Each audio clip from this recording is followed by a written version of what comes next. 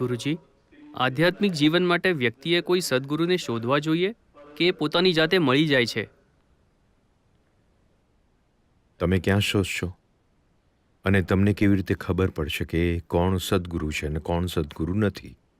તમારી પાસે પરખવા માટે કોઈ પદ્ધતિ નથી, છે ને? તો હું કોઈ પણ વસ્તુને કેવી રીતે શોધું? બસ તમે શોધો. તમે બસ તમારી જાણવાની જિજ્ઞાસાને જાળવી રાખો. તમે જેટલું વધુ હું નથી જાણતો થઈ જાઓ છો, તમારી શોધ એટલી જ ઊંડી થઈ જાય છે ને? શોધવાનો અર્થ કોઈ વસ્તુને પામવા માટેનો પ્રયત્ન નથી. શોધવાનો અર્થ છે કે તમે એ શોધી રહ્યા છો જે તમે જાણતા નથી. જો તમારે શોધવું છે તો પહેલેથી કોઈ ધારણા ન બાંધવી જોઈએ, છે કે નહીં? તમે તમારી ધારણા બાંધી લીધી કે ભગવાન ઉપર સ્વર્ગમાં બેઠા છે તો હું તેને શોધી રહ્યો છું. આ શોધ નથી. આ તો બસ તમારો ભ્રમ છે.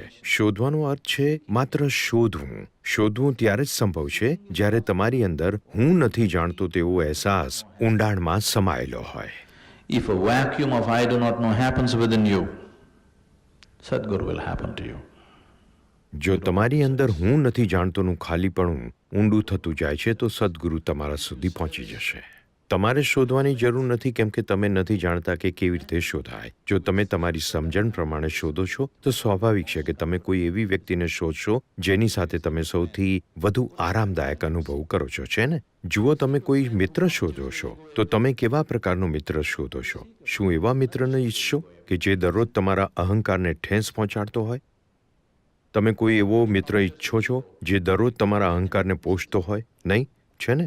જો કોઈ તમારા અહંકારને ઠેંસ પહોંચાડે છે તો તે તમારો દુશ્મન બની જાય છે ને? તમને ગુરુની શોધ હોય તો તે પણ આમ જ હશે, અને એવા ગુરુ તમને સાંત્વના આપે તો એ તમારું કંઈ કામનું નથી. લોકોને સાંત્વના આપવામાં કોઈ આધ્યાત્મિકતા નથી. એ મનોવૈજ્ઞાનિક સાંત્વના છે જે તમારો પરિવાર પણ તમને આપી શકે છે, જે તમારો કૂતરો પણ આપી શકે છે. કૂતરાથી ઘણી રાહત મળતી હોય છે ને?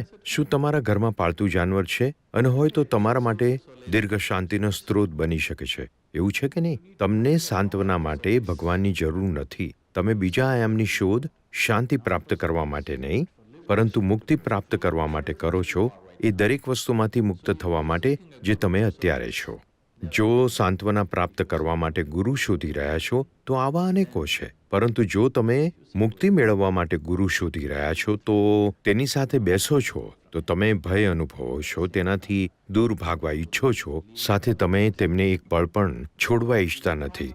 જો તમે સતત તેનાથી ભય અનુભવો છો તેમ છતાં સાથે રહેવા ઈચ્છો છો તો તેનો અર્થ એ છે કે તેઓ તમારા માટે એક શ્રેષ્ઠ ગુરુ છે, પણ તેમની સાથે બહુ સહજ સગવડ અનુભવ કરો છો તો એ શ્રેષ્ઠ ગુરુ નથી. જો તમે તેમની સાથે સતત અગવડભર્યું અનુભવો છો અને સાથે રહેવા પણ ઈચ્છો છો તો તેઓ તમારા માટે એક શ્રેષ્ઠ ગુરુ પ્રિસ્ક્રિપ્શન છે.